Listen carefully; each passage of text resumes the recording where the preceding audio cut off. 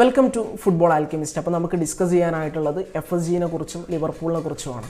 Upcoming വർഷങ്ങളിൽ may be ഈ FSG കാരണം ലിവർപൂൾ നേരിടാൻ വേണ്ടി പോകുന്ന ഒരു ക്രൈസിസ് ഒക്കെ ഉണ്ട്. അതിനെക്കുറിച്ചൊക്കെ ജസ്റ്റ് സംസാരിക്കാം. മേ ബി ക്രൈസിസ് നേരിടേണ്ടി വന്നേക്കാം, അല്ലെങ്കിൽ ചിലപ്പോൾ ഷടപടയെന്ന് വെച്ചിട്ട് അവർ ആ ക്രൈസിസ് ഒക്കെ സോൾവ് ചെയ്തേക്കാം.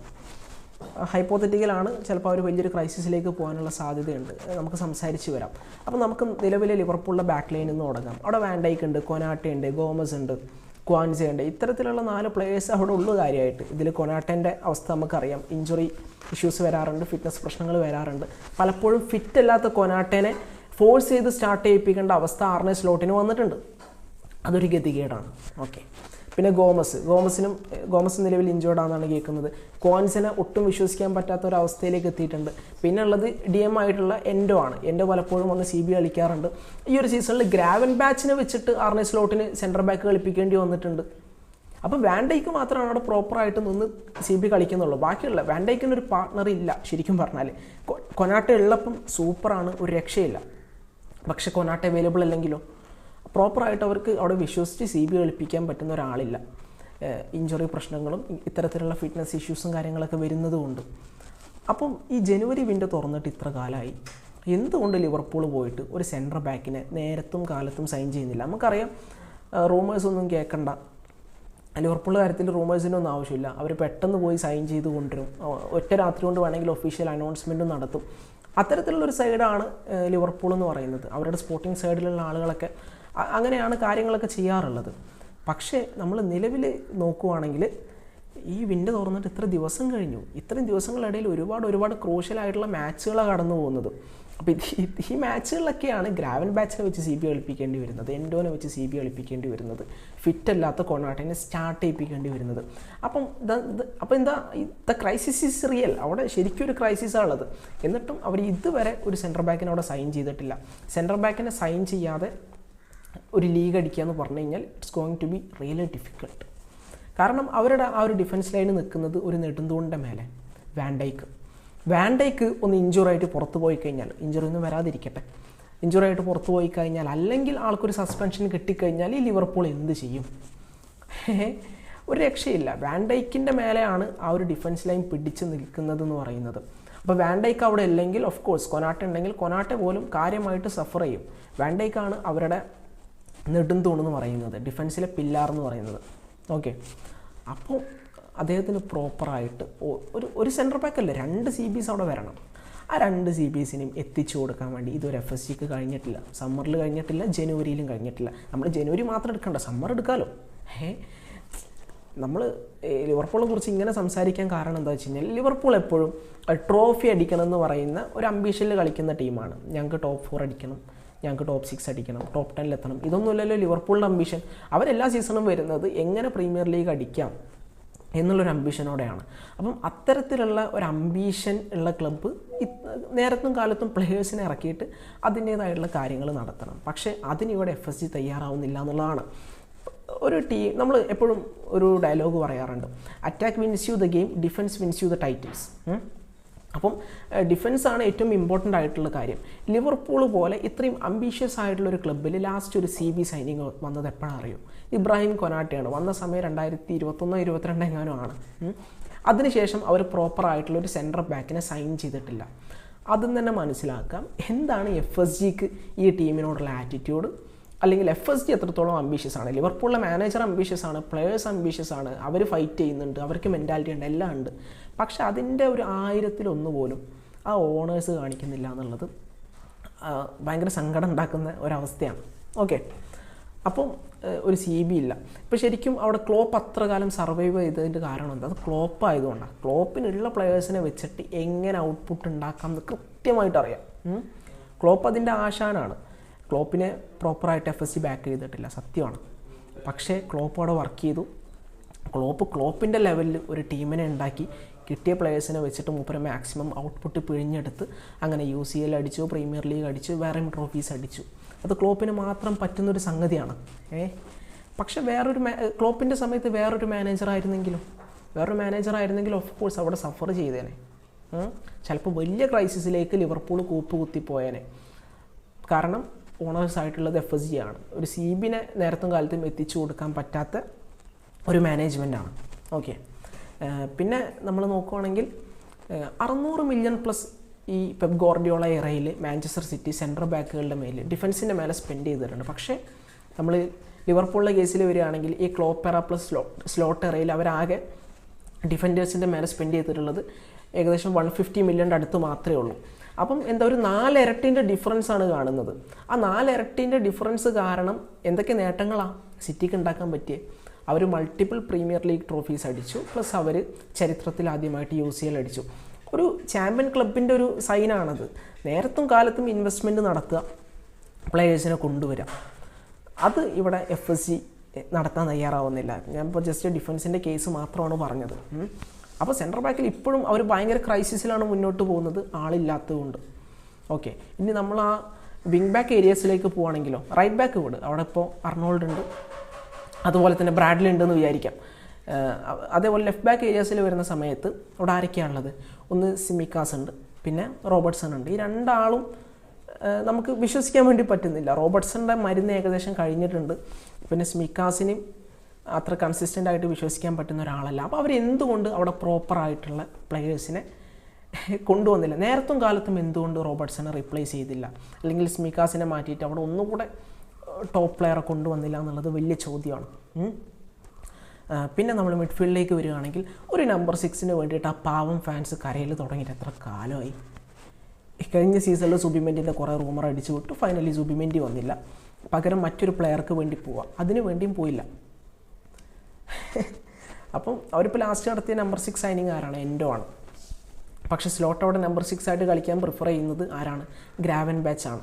ഇനിയിപ്പം ഈ ഒരു ജനുവരിയിൽ പോയിട്ട് ആ ഗ്രാവൻ ബാച്ചിന് കുറച്ച് റെസ്റ്റ് കൊടുക്കാനെങ്കിലും പകരം ഒരു നല്ലൊരു DM-നെ കൊണ്ടുവരാം, ലോണിലെങ്കിലും കൊണ്ടുവരാം, അത് നല്ലൊരു ഡിസിഷൻ ആയിരിക്കും. പക്ഷേ അതിനും നിലവിൽ FSG തയ്യാറാവുന്നില്ല എന്നുള്ളത് ഭയങ്കര അത്ഭുതപ്പെടുന്നൊരു കാര്യമാണ്. കാരണം ഞാൻ ചോദിക്കുന്നത് എന്താണെന്ന് വെച്ച് കഴിഞ്ഞാൽ, ഈ പ്ലെയേഴ്സിന് ആഗ്രഹമുണ്ട് ഈ വർഷം പ്രീമിയർ ലീഗെങ്കിലും അടിക്കണം. അപ്പോൾ ഈ ഒരു ആഗ്രഹം എന്തുകൊണ്ട് മാനേജ്മെൻറ്റിനില്ല? അതാണ് ഇവിടുത്തെ വലിയൊരു ചോദ്യം എന്ന് പറയുന്നത്. അപ്പം അവർക്ക് DM-ൽ ആളില്ല. അവിടെ കഴിഞ്ഞ സീസൺ നോക്കുവാണെങ്കിൽ കുറേ എൻഡോനെ വെച്ച് കളിച്ചു, പിന്നെ കുറേ ഈ പറഞ്ഞ പോലെ ഗ്രാവൻ ബാച്ചും മാക്കലിസ്റ്ററും വെച്ച് കളിച്ചു. ഇക്കൊല്ലം പ്രധാനമായിട്ടും അവിടെ ഗ്രാവൻ ബാച്ച് ഏറ്റവും ഡീപ്പിൽ നിൽക്കുന്നു, അദ്ദേഹത്തിൻ്റെ കുറച്ച് മേലെ മാക്കലിസ്റ്റർ നിൽക്കുന്നു, അങ്ങനെയാണ് കളിക്കുന്നത്. സോ മിഡ്ഫീൽഡിലും അവർക്ക് ക്രൈസിസാണ്. ഗ്രാവൻ ബാച്ചിന് ഒരു ഇഞ്ചുറി വന്നു കഴിഞ്ഞാൽ ഇതൊന്നും ആവില്ല മക്കളെ അവസ്ഥ. ടീം നല്ലോണം സഫർ ചെയ്യും. കാരണം ആ 6ൻ്റെ പണി ആൾ വൃത്തിക്ക് എടുക്കുന്നുണ്ട്, and most importantly week in and week out ആൾ സ്റ്റാർട്ട് ചെയ്യുന്നുണ്ട്. സോ അദ്ദേഹത്തിന് ഒരു ഫിറ്റ്നസ് ഇഷ്യൂ വന്നു കഴിഞ്ഞാൽ അവിടെ സ്റ്റാർട്ട് ചെയ്യാൻ വേറെ ആളില്ല. അതായത് ഇത്രയും ദിവസം നമ്മുടെ ഗ്രാവൻ ബാച്ച് തന്ന പോലെ ഒരു ഔട്ട്പുട്ട് തരാൻ വേറെ ആൾ ലിവർപൂളിൻ്റെ സ്ക്വാഡിലില്ല. So they will suffer. നേരത്തെ അപ്പം ഒരു പ്രോപ്പർ DM അവിടെ അദ്ദേഹത്തിന് ബാക്കപ്പ് ആയിട്ടില്ലെങ്കിൽ അവർ സഫർ ചെയ്യും, അത് ഷുവറായിട്ടുള്ള കാര്യമാണ്. അപ്പം ഇതും ഉണ്ടാക്കി വെച്ചത് FSG ആണ്. കഴിഞ്ഞ സമ്മറിൽ കൊണ്ടുവന്നില്ല, അതിൻ്റെ മുന്നത്തെ സമ്മറിലും കൊണ്ടുവന്നില്ല. മോയിസസ് കായ്സറോൻ്റെ പിന്നാലെ പോയി, കായ്സറോട് ചെൽസിയിലേക്ക് പോയി, ലാവിയ ചെൽസിയിലേക്ക് പോയി. അപ്പോഴും അവർ വേറൊരു CDM-ന് വേണ്ടി ശ്രമിച്ചില്ല എന്നുള്ളതാണ്. അല്ലെങ്കിൽ അവർക്ക് കൊണ്ടുവരാൻ കഴിഞ്ഞില്ല. ശ്രമിച്ചിട്ട് കൊണ്ടുവരാൻ കഴിഞ്ഞില്ല എന്ന് പറയുന്ന കാര്യമില്ല. കൊണ്ടുവരിക, അത് തന്നെയാണ് ഉത്തരം. ഞങ്ങൾ ശ്രമിച്ചു, ഇതാക്കി എന്ന് പറയുന്നതിലല്ല കാര്യം. കൊണ്ടുവന്നിട്ട് ബാക്കി സംസാരിക്കുക. അതാണ് ലിവർപൂളിൻ്റെ പോലത്തെ ക്ലബിൻ്റെ ഓണേഴ്സ് ചെയ്യേണ്ടതായിട്ടുള്ളത്. അപ്പം മിഡ്ഫീൽഡും അവർ ഇതാക്കിയിട്ടുണ്ട്. പക്ഷേ കുറച്ച് നല്ല ഈ 8സിനൊക്കെ അവർ കൊണ്ടുവന്നിട്ടുണ്ട്. ഇപ്പം മാക്കാണെങ്കിലും ജോബോ ആണെങ്കിലും എല്ലാം ആണെങ്കിലും. പിന്നെ നമ്മൾ ഫോർവേഡ് ലൈനിലേക്ക് പോകുന്ന സമയത്ത് കൊട്ടക്കണക്കിന് ലെഫ്റ്റ് വിങ്ങർമാരെ മേടിച്ചു കൂട്ടിയിട്ടുണ്ട്. അവരൊക്കെ ഔട്ട്പുട്ട് തരുന്നുമുണ്ട്. അതായത് അവിടെ ഹാർവി എലിയോട്ടെന്നോ നമ്മുടെ കോഡി ഗ്യാക്പോ ഉണ്ട്, അതുപോലെ തന്നെ ജോട്ടയുണ്ട്, ഡിയാസ് ഉണ്ട്, പിന്നെ കിയസനെയും കൊണ്ടുവന്നിട്ടുണ്ട്. കിയസൻ എന്തിനാ കൊണ്ടുവന്നതെന്ന് അറിയില്ല. കിയസ അവർക്ക് ആവശ്യമില്ലാത്തൊരു സൈനിങ് ആയിരുന്നു. ഇവിടെ 6 ഒന്നും ഇല്ലാത്ത സമയത്ത് ഒരു കിയസനെ പോയിട്ട് സൈൻ ചെയ്യേണ്ട ആവശ്യമുണ്ടായിരുന്നില്ല അവർക്ക്. അപ്പം ലെഫ്റ്റ് വിങ്ങിൽ കുറേ ആൾക്കാരുണ്ട്. ഇനി സ്ട്രൈക്കർ റോളിലേക്ക് വരാം. സ്ട്രൈക്കറായിട്ടുള്ളത് ആകെ അവിടെ ഉള്ളത് ന്യൂനസാണ്. അപ്പം അവർ ഒരു ടോപ്പ് ക്ലാസ് സ്ട്രൈക്കറെ കൊണ്ടുവരാൻ വേണ്ടി ശ്രമിക്കുക, അതും ചെയ്തിട്ടില്ല. ന്യൂനസിൻ്റെ ഫോം നമുക്ക് വർഷങ്ങളായിട്ട് അറിയാം. ആൾ അൺപ്രഡിക്റ്റബിൾ ആണ്. ഈസി ചാൻസസ് മിസ്സാക്കും, ഏതെങ്കിലും 2 ടഫ് ചാൻസസ് ഗോൾ അടിക്കും. കഴിഞ്ഞ മാച്ചിലൊക്കെ ആൾ ടീമിനെ രക്ഷിച്ചു. പക്ഷേ ആൾ കൺസിസ്റ്റൻ്റ് അല്ല, ആളെപ്പോഴും ബിഗ് ചാൻസസ് മിസ് ചെയ്യുന്നൊക്കെ എല്ലാവർക്കും അറിയുന്നതായിട്ടുള്ളൊരു കാര്യമാണ്. അപ്പം എന്നിട്ടും അവർ ഒരു CFനെ കൊണ്ടുവന്നില്ല. റൈറ്റിൽ നോക്കുകയാണെങ്കിൽ സെലക്ക് ബാക്കപ്പായിട്ടൊരാളില്ല. സെലനാണ് week in and week out start ചെയ്യുന്നത്.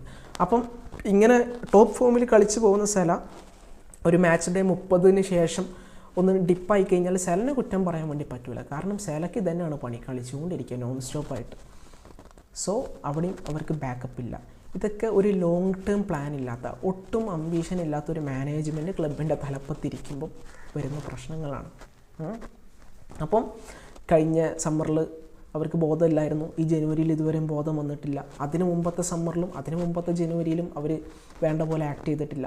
കഴിഞ്ഞ സമ്മറിൽ കാര്യമായിട്ട് നടത്തിയ സൈനിങ് കിയേസ അനാവശ്യമായിരുന്നു. പിന്നെ മമർ ഷാവിലിൻ്റെത് നമുക്ക് മനസ്സിലാക്കാം, കാരണം അലിസണൊക്കെ പോകാൻ നിൽക്കുകയാണ്. സോ അവർക്കൊരു സെൻറ്റർ ബാക്കിനെ ഒരു ഗോൾ കീപ്പറെ വേണം. അപ്പം അതിനാളവിടെ സെറ്റ് ചെയ്ത് വെച്ചിട്ടുണ്ട്. അപ്പം മമർ ഷാവിലിൻ്റെ ഡീല് ഒരു പെർഫെക്റ്റ് ഡീലായിരുന്നു. പക്ഷേ ഈ സെൻറ്റർ ബാക്കുകൾക്ക് വേണ്ടി, സിക്സുകൾക്ക് വേണ്ടി, വിങ് ബാക്സിന് വേണ്ടിയിട്ടൊന്നും, അതുപോലെ ഫോർവേഡ്സിന് വേണ്ടിയിട്ട്, ഒരു സ്ട്രൈക്കർക്ക് വേണ്ടിയിട്ട് ഇവർ എന്തുകൊണ്ട് മാർക്കറ്റിലേക്ക് ഇറങ്ങുന്നില്ല എന്നുള്ളത് ഒട്ടും മനസ്സിലാവുന്നില്ല.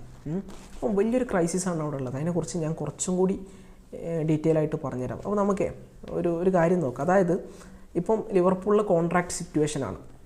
സെല 2025 കോൺട്രാക്റ്റ് തീരും. VVD 2025, Arnold 2025, Robertson 26, Kelleher 26, Konate 26, Gomez 27, Tsimikas 27, Alisson 27, Jota 27, Bradley 27, Endo 27, Elliott 27, Diaz 27. 27-26 നിങ്ങൾ വിടും. ഇതിൽ 25-ലുള്ള ആളുകളുടെ കോൺട്രാക്ട് സിറ്റുവേഷൻ എന്താ? അർണോൾഡിനെ വിട്ടേക്ക്. അർണോൾഡിന് എന്തായാലും റയലിലേക്ക് പോകുന്ന മട്ടാണുള്ളത്. സെല VVD രണ്ടാൾക്കും മുമ്പിലും ഒരു പുതിയ കോൺട്രാക്റ്റ് FSG വെച്ചിട്ടില്ല. അതെന്താ വെക്കാത്തേ? പടച്ചോനറിയാം. ഇവരാരും ഒരു പരിധി വിട്ട് സാലറി ഒന്നും ചോദിക്കില്ല. അവർ ഡിസേർവിങ് ആയിട്ടുള്ള സംഗതി ചോദിക്കുള്ളൂ. VVDയും സെലയും ചോദിക്കുന്ന സാലറി കൊടുക്കാൻ പറ്റില്ലെങ്കിൽ നിങ്ങൾ പണി നിർത്തിയിട്ട് വേറെ വല്ല പരിപാടിക്കും പോകുന്നതല്ല. അപ്പം ഈ സെലൻ്റെയും VVDൻ്റെ ഒന്നും കോൺട്രാക്റ്റ് ഒന്നും എക്സ്റ്റെൻഡ് ചെയ്യാതെ, അല്ലെങ്കിൽ അതിനുള്ള പ്രോപ്പറായിട്ടുള്ള പ്രൊപ്പോസൽ FSGൻ്റെ സൈഡിൽ നിന്ന് മുന്നോട്ട് വെക്കാതെ ഒരു അൺസർട്ടനിറ്റി ക്രിയേറ്റ് ചെയ്യുന്നത് ഭയങ്കര ബാഡാണ്. ഫാൻസിൻ്റെ ഇടയിലാണെങ്കിലും എല്ലാത്തിൻ്റെ ഇടയിലാണെങ്കിലും. ചുമ്മാ സ്കൈ സ്പോർട്സിന് തട്ടി കളിക്കാൻ വേണ്ടി ഒരു വാർത്തയൊക്കെ ഉണ്ടാക്കി കൊടുത്തത് ആരാണ്? ആ സെലനെ കൊണ്ട് വായിന്ന് പറയിപ്പിച്ചത് FSG ആണ്. ആ പാവം ഗതി ഇട്ടിട്ട് പറയുന്നതാണ്, അങ്ങനെയെങ്കിലും എനിക്കൊരു കോൺട്രാക്റ്റ് കിട്ടട്ടെ എന്ന് വിചാരിച്ചിട്ട്. സോ ഒരു അൺസർട്ടനിറ്റി ഒക്കെ അവിടെ ക്രിയേറ്റ് ചെയ്യുന്ന ആരാണ്? FSG ആണ്. FSGൻ്റെ പിടിപ്പുകേടാണ്. പിന്നെ റോബർട്ട്സൺ, കെല്ലഹർ, കൊനാട്ടൊക്കെ 2026 കോൺട്രാക്റ്റ് തീരാൻ പോകുന്ന ആൾക്കാരാണ്. അപ്പോൾ അത് സോർട്ട് ചെയ്യണം. ഫസ്റ്റ് 25 സോർട്ട് ചെയ്യണം, പിന്നെ 26 സോർട്ട് ചെയ്യണം. അപ്പം വലിയ പ്രശ്നങ്ങളാണ് നടക്കാൻ വേണ്ടി പോകുന്നത്. ഇപ്പോൾ ഈ 25 സമ്മറിലേക്ക് എത്തിക്കഴിഞ്ഞാൽ ഈ 26 കോൺട്രാക്റ്റ് എക്സ്പയർ ആവുന്ന ആൾക്കാർക്കൊക്കെ ചെറിയ ഫീസേ കിട്ടുള്ളൂ. അത് തന്നെ റോബർട്ട്സണ് ചെറിയ ഫീസേ കിട്ടുള്ളൂ, കെല്ലഹറിന് ചെറിയ ഫീസേ കിട്ടുള്ളൂ. ഇവർക്കൊക്കെ ചെറിയ ഫീസേ കിട്ടുള്ളൂ. സോ പ്രോപ്പറായിട്ട് ഭയങ്കര പ്രോഫിറ്റബിൾ ആയിട്ടുള്ളൊരു ബിസിനസ് അവിടെ നടത്താൻ പറ്റിക്കൊള്ളുന്നില്ല. അങ്ങനത്തെ ഒരു പ്രശ്നം. എന്നാൽ പിന്നെ അവരുടെ കോൺട്രാക്റ്റ് എക്സ്റ്റെൻഡ് ചെയ്യും. ഇവരൊന്നും ഇതിലിപ്പോൾ കൊണാട്ടേൻ്റെ കോൺട്രാക്റ്റ് എക്സ്റ്റെൻഡ് ചെയ്യുന്നതിന് മാത്രമേ കുറച്ച് അർത്ഥം ഞാൻ കാണുന്നുള്ളൂ. സോ കോൺട്രാക്റ്റ് സിറ്റുവേഷൻ പറഞ്ഞു കഴിഞ്ഞാൽ വലിയൊരു പ്രശ്നമായിട്ട് അവിടെ നിൽക്കുകയാണ്. ഇപ്പോൾ റിച്ചാർഡ് ഹ്യൂക്സും ആൾക്കാരൊക്കെ അത് കൃത്യമായിട്ട് ആക്ട് ചെയ്തിട്ട് അതിൻ്റെ പണി അവിടെ എടുക്കണം. മൈക്കിൾ എഡ്വേർഡ്സ് ആണെങ്കിലും ആരാണെങ്കിലും ആക്ട് ചെയ്തിട്ട് കൃത്യമായിട്ടുള്ള നടപടി അവിടെ എടുക്കണം. ഓക്കെ, ഇതൊക്കെയാണ് ഏകദേശം അവിടെ അവസ്ഥ എന്ന് പറയുന്നത്. പിന്നെ നമ്മൾ ടീമിലേക്ക് നോക്കുകയാണെങ്കിൽ ഒരു സെൻറ്റർ ബാക്കിനെ ചോദിച്ചിട്ട് അവർ കൊടുക്കുന്നില്ല, വിങ് ബാക്സിനെ അവർ ഇറക്കുന്നില്ല, സ്ട്രൈക്കർ ഇല്ല, അതുപോലെ തന്നെ നമ്പർ 6 കൊടുത്തിട്ടില്ല. അപ്പം ഇങ്ങനെ 2-3 പ്ലേയേഴ്സിനെ ചോദിച്ചപ്പോഴൊന്നും നേരാവണ്ണം FSG കൊടുത്തിട്ടില്ല. അപ്പോൾ ഇങ്ങനെയുള്ള ഒരു FSGൻ്റെ അടുത്തേക്കാണ് നെക്സ്റ്റ് സമ്മറിൽ ഒരു ക്രൈസിസ് വരാൻ വേണ്ടി പോകുന്നത്. അർണോൾഡ് ക്ലബ്ബ് വിട്ട് പോകും. അപ്പം റൈറ്റ് ബാക്കിൽ ബ്രാഡ്ലിൻ്റെ ഒപ്പം കളിക്കാൻ പറ്റുന്ന അർണോൾഡിനോളം ക്വാളിറ്റിയുള്ള, ഒരു പ്രോപ്പർ ഫസ്റ്റ് ടീം സ്റ്റാർട്ടർ അവർക്ക് കൊണ്ടുവരേണ്ടതായിട്ട് വരും. 1. 2 CBA സസ്റ്റൈനബിൾ ആയിട്ട് ലീഗിൽ നിൽക്കണമെന്നുണ്ടെങ്കിൽ 2 സെൻറ്റർ ബാക്കിനെ കൊണ്ടുവരേണ്ടതായിട്ട് വരും. 3. ഒരു ലെഫ്റ്റ് ബാക്കിനെങ്കിലും കൊണ്ടുവരേണ്ടി വരും. റോബർട്ട്സൺ വിട്ടേക്ക്, അവിടെ സ്മിക്കാസിനെ നിർത്തുകയാണെങ്കിൽ ഒരു ലെഫ്റ്റ് ബാക്കിനെങ്കിലും കൊണ്ടുവരേണ്ടി വരും. 4. ഒരു 6 കൊണ്ടുവരണം. 5. ഇതൊക്കെ നെസസറി സൈനിങ്ങുകളാണ്. ഓക്കെ, നെസസറി സൈനിങ്ങുകളാണ്. പിന്നെ സെലക്ക് പകരം, സെല പോവാണെങ്കിൽ സെലക്ക് പകരം സെല അവിടെ നിൽക്കുന്നു എന്ന് നമുക്ക് വിചാരിക്കാം. സെല നിൽക്കുവാണെങ്കിൽ സെലക്ക് ഒരു പ്രോപ്പർ ബാക്കപ്പിനെ കൊണ്ടുവരണം. 6. പിന്നെ ഒരു സ്ട്രൈക്കറെ കൊണ്ടുവരണം. 7. പിന്നെ ലെഫ്റ്റിൽ അവർക്ക് ആളുണ്ടെന്ന് വിചാരിക്കാം. Okay, at least 7. ഈ ഒരു 7 സൈനിങ്ങുകൾ അടുത്ത വർഷം എങ്ങനെ പോയിട്ട് ലിവർപൂൾ നടത്തും? ഈ 7 അറിയാലോ, മാൻഡേറ്ററി സൈനിങ്ങുകളാണ് ഈ 7. എങ്ങനെ FSG നടത്തും? FSG നടത്തണം എന്ന് വിചാരിച്ചാൽ തന്നെ ബാക്കിയുള്ള ക്ലബ്ബുകൾക്കറിയാം FSG ഗതി ഇട്ട് പ്ലേയേഴ്സിനെ പിടിക്കാൻ ഇറങ്ങിയിരിക്കുകയാണ്. അപ്പം അപ്പം എഫ് എസ് ജിനെ സ്വാഭാവികമായിട്ടും ലിവർപൂളിനെ സ്വാഭാവികമായിട്ടും മറ്റ് ക്ലബ്ബുകൾ മുതലെടുക്കും, വലിയ ഫീസ് ചോദിക്കും. അപ്പോൾ സ്വാഭാവികമായിട്ടും എഫ് എസ് ജി കൊടുക്കില്ല. പിന്നെ സ്ലോട്ടാണ് അനുഭവിക്കേണ്ടത്. ഒരു മിനിമം നമ്പർ ഓഫ് പ്ലെയേഴ്സിനെ വെച്ചിട്ട്, ഒരു ഒട്ടും സ്ക്വാഡ് ഡെപ്ത് ഇല്ലാത്തൊരു ടീമിനെ വെച്ചിട്ട് വീണ്ടും ആൾ ലീഗ് ചാലഞ്ച് ചെയ്യാൻ പോകേണ്ടി വരും. അങ്ങനത്തെ ഒരു അവസ്ഥ പാവം ആർനെ സ്ലോട്ടിന് വരും. So it's a really big crisis. അപ്പോൾ ഇതെങ്ങനെ അവർ സോർട്ട് ഔട്ട് ചെയ്യും? അപ്പോൾ എന്തുകൊണ്ട് ഇമാതിരി ഒരു ക്ലബിനെ വെച്ചിട്ട് ഇമാതിരി പൊട്ടംകളി കളിക്കുന്നു എഫ് എസ് ജി? സംഭവം അവർ പലരും പറയുന്നുണ്ട് എഫ് എസ് ജി ക്ലബ്ബ് വിട്ട് പോകും. എഫ് എസ് ജി ഒന്നും ചാത്താനും ക്ലബ്ബ് വിട്ട് പോകില്ല. ആ മറ്റേ ജോൺ ഡബ്ല്യു ഹെൻറി മൂപ്പരൊന്നും മരണം വരെ അവിടെ തന്നെ ഉണ്ടാവും. കാരണം എന്താണെന്ന് വെച്ച് കഴിഞ്ഞാൽ ഈ പൊന്മുട്ടയിടുന്ന താറാവാണ്. പൊന്മുട്ടയിടുന്ന താറാവിന് ആരും അറക്കാൻ കൊടുക്കില്ലല്ലോ. അവർക്ക് പൈസ മതി, നല്ല റവന്യൂ ജനറേറ്റ് ചെയ്യുന്നുണ്ട്, അവർ ആ റവന്യൂ യൂസ് ചെയ്യുന്നു.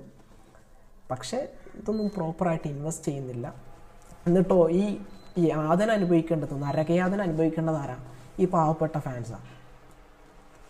എന്താ പറയുക? അപ്പോൾ അതാണ് എഫ് എസ് ജിനെ കുറിച്ച് പറയാനുള്ളത്. അപ്പോൾ നിങ്ങളുടെ ഒപ്പീനിയൻസ് കാര്യങ്ങളൊക്കെ എന്തായാലും കമൻറ്റ് സെക്ഷനിൽ പറയാം. മറ്റൊരു വീഡിയോ ആയിട്ട് വീണ്ടും കാണാം. Thank you.